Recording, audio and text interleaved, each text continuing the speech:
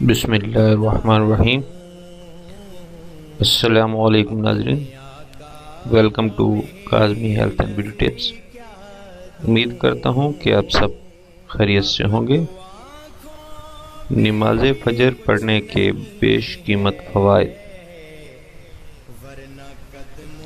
ناظرین، ویسے تو نماز پڑھنے کے بے شمار فوائد ہیں، جیسے فرمایا گیا ہے کہ نماز دین کا ستون ہے، نماز روح کی ٹھنڈک ہے، نماز دل کا چین ہے، نماز آنکھوں کا نور ہے۔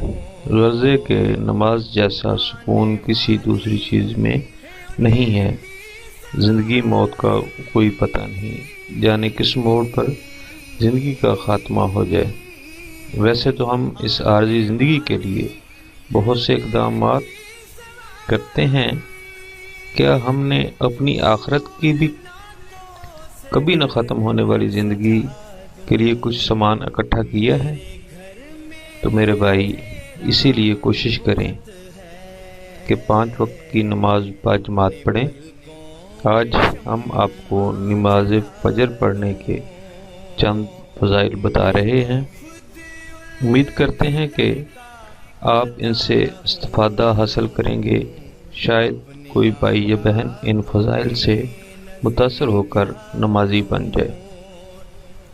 نماز فجر باجماعت پڑھنے کے فضائل درج ذیل ہیں۔ باجماعت پوری قیام اللیل کے برابر ہے۔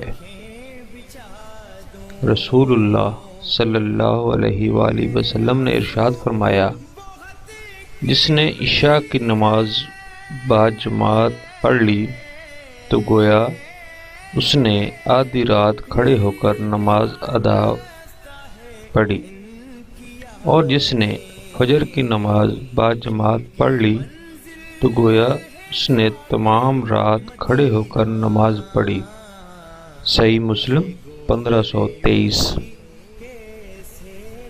فجر کی نماز پڑھنے والا اللہ کے ذمے میں آ جاتا ہے۔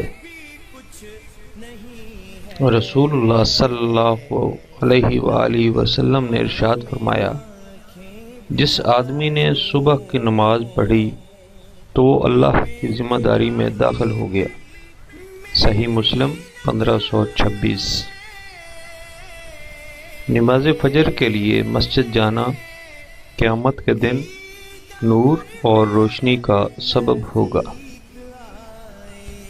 نبی اکرم صلی اللہ علیہ وآلہ وسلم نے ارشاد فرمایا، رات کی تاریکیوں میں مساجد کی طرف کثرت سے جانے والوں کو قیامت کے دن کامل نور کی خوشخبری سنا دو۔ سنن ابی داؤد 561۔ نماز فجر پڑھنے والے جنت میں داخل ہوں گے۔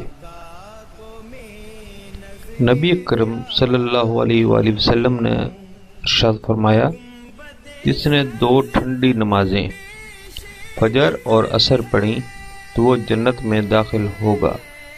صحیح بخاری 576۔ فجر کی 2 سنتیں پڑھنا دنیا میں سب سے بہتر ہے۔ رسول کریم صلی اللہ علیہ وآلہ وسلم نے ارشاد فرمایا، فجر کی 2 رکعتیں سنت دنیا اور جو کچھ اس دنیا میں ہے ان سب سے بہتر ہے۔ صحیح مسلم 1721۔ نماز فجر رزق میں برکت کا ذریعہ ہے۔ نبی اکرم صلی اللہ علیہ وآلہ وسلم نے دعا فرمائی، اے اللہ میری امت کے لیے صبح سویرے کے وقت میں برکت دے۔ سنن ابی داؤد 2608۔ فجر کی نماز پڑھنے والوں کے فرشتے گواہ بن جاتے ہیں۔ رسول اللہ صلی اللہ علیہ وآلہ وسلم نے ارشاد فرمایا، تمہارے پاس رات اور دن کے فرشتے آتے ہیں اور یہ عصر اور فجر کی نماز میں جمع ہوتے ہیں۔